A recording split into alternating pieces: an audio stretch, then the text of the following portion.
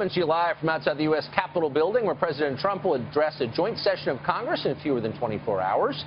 You may hear construction noise behind us during the show. That's because there is construction going on. There always is in Washington, the richest city in America. We want to thank you for that, for sending your tax dollars here. It's built a pretty nice place. Well, Bill Nye the Science Guy is now aspiring to a new title, Bill Nye the Psychoanalyst Guy. During a Facebook Live event with Senator Bernie Sanders today, the mechanical engineer and TV personality said, skeptics of global warming suffer from the psychological delusion of cognitive dissonance. It's a slight bump up from last year when he was open to the idea of imprisoning skeptics, global warming, as war criminals. Is that the choice, Bellevue or Nuremberg? Bill Nye joins us now. Bill, it's great to see you. That doesn't sound like science to me, Bill Nye the Science Guy. That sounds like something very different. So cognitive dissonance is not a delusion. It's a feature. It's human nature. So we in the science community are looking for an explanation why climate change deniers, or extreme skeptics, do not accept the overwhelming scientific evidence for climate change. And the most reasonable explanation is you have a worldview, and then you have evidence, and the evidence disagrees with your worldview, so you deny the evidence. And then along with that, you deny the authorities that are providing the evidence. Now, if you have a better hypothesis for why climate deniers deny the overwhelming scientific evidence, bring it on. It's not a delusion. It's just like the fox and the grapes. Well, he can't reach the grapes, so he says the grapes are no good. Look, people do come to every debate with preconceptions, and you're right about that, of course.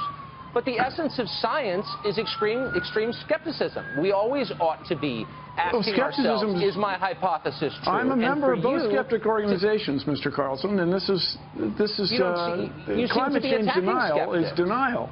The evidence is overwhelming. Don't get me wrong. I love you as a person more than life itself, but the evidence for climate change is overwhelming. So we are looking for an explanation of why you guys are having so much trouble with it. So down, before the name-calling begins, and before you try to end the conversation, let's start it by asking what exactly you mean. Now, I think most people are open to the idea that the climate is changing. It has always changed, by the way, as you know. It's the rate, Mr. Carlson. It's the rate that's such a concern. The core question, from what I can tell, is why the change? Is it part of the endless cycle of climate change, or is human activity causing it? That seems to be the debate to me, and it seems an open question, not a settled question, to what degree human activity is causing that. Is that not an open question? It's not an open question. It's a settled question. Human activity is causing climate change. To what degree? To a degree that it's a very serious problem in the next few decades. Wait, stop. Wait, no, you said it's a settled point, and I'm asking a very precise question. It's a settled point. Okay, then if you'll elucidate it for me, I'd be grateful. To what degree is climate change caused by human activity? Is 100% of climate change is caused by human activity? Is it 74.3%? It's settled science. Please tell us to what degree human activity is responsible. So the word degree is a word that you chose. But the speed that climate change is happening is caused by humans. Instead of happening on timescales of millions of years, or let's say 15,000 years, it's happening on the timescale of decades and now years. Now, you know, I offered...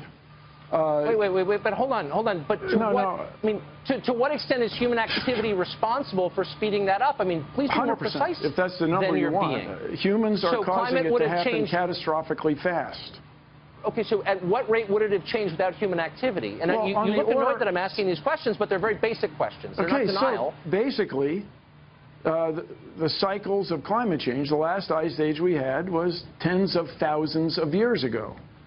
So bear in mind that in ancient dinosaur days, there was more carbon dioxide. The world was warmer than it is now. There was an inland sea in what is now Wyoming. And I understand you have a member of Congress from Colorado, used to be underwater, and you go to Dinosaur National Mall, you can see it. Okay, but that's millions of years ago. The problem is the rate. You just said it was tens of thousands.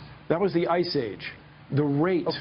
The rate is the problem. Now here's the thing: half the people in the world live on sea coasts. As we get the ocean a little bit warmer, the ocean's going to expand, and people live on the sea coast are going to be displaced. But you're not answering my question. Yes, you're describing what will happen if this continues.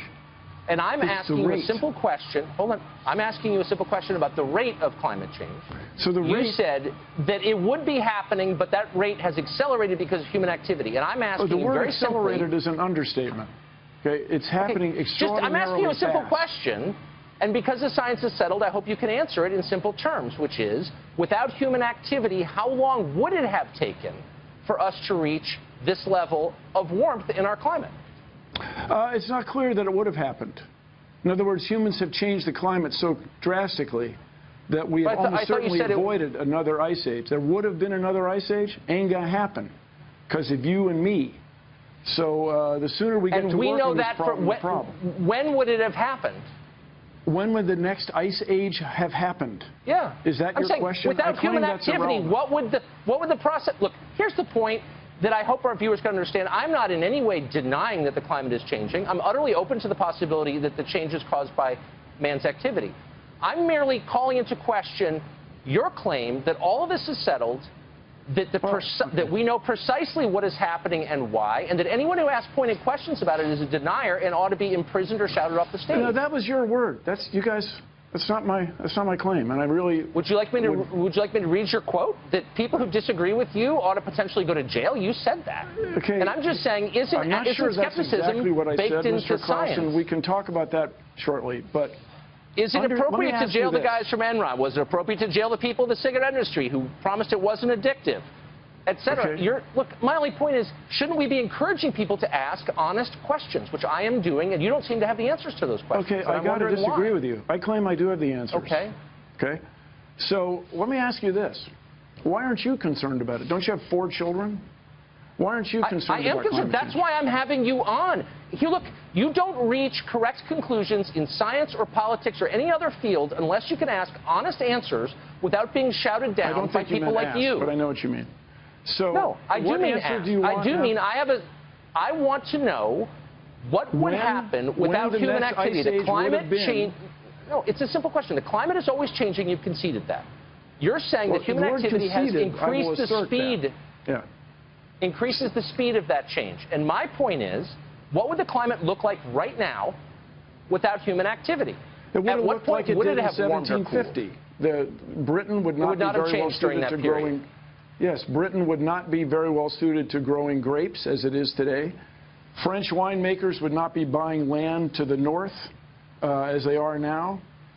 People who plan to run ski resorts would still be able to do it in Europe. And so the climate change and the parasites. You're using the language of politics. Look, you're not a scientist, as you know. You're a popularizer, and I just think, and that's fine. Of economics.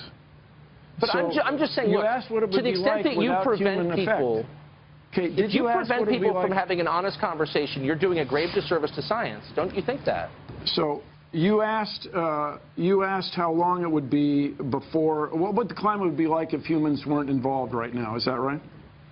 Yeah.